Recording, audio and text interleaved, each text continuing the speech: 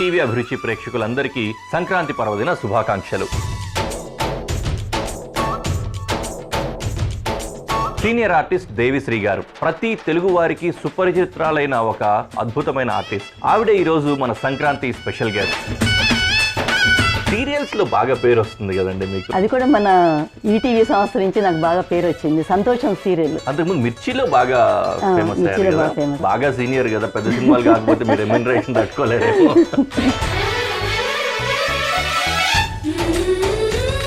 Character ఆర్టిస్టులు కూడా fans ఉంటారనే విషయం తెలియదు. అసలు ఆ సీరియల్కి అయితే ఎంత రెస్పాన్స్ వచ్చిందోనండి. అత్త కోడళ్ళు ఎలా ఉండాలి ఏంటి దీని గురించే డిస్కషన్ నేను ఉందంతసేపు.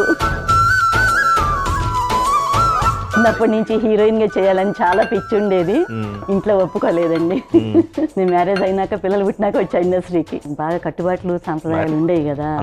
డ్రెస్సులు కూడా వేసుకొని ఇచ్చేవాళ్ళు కదా. ఓన్లీ లంగా ఓనీలే తెలుసు మాకు, డ్రెస్సులు కూడా తెలియదు. నాకు లేవు డ్రెస్సులు, మీకు కూడా లేదంతే అన్నారా ఏంటి?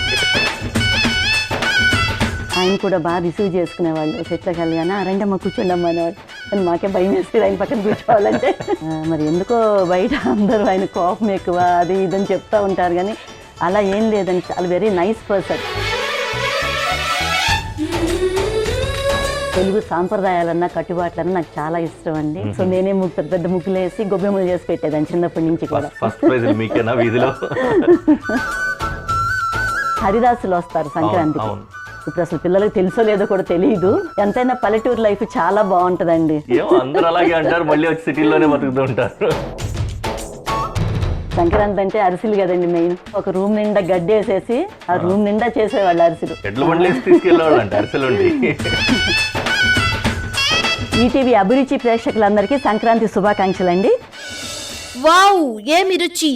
సంక్రాంతి స్పెషల్ ఈ మంగళవారం మధ్యాహ్నం 3 గంటలకు, తిరిగి సాయంత్రం 6:30 చూస్తూ ఉండండి మీ ఈటీవీ అభిరుచి ఛానల్లో.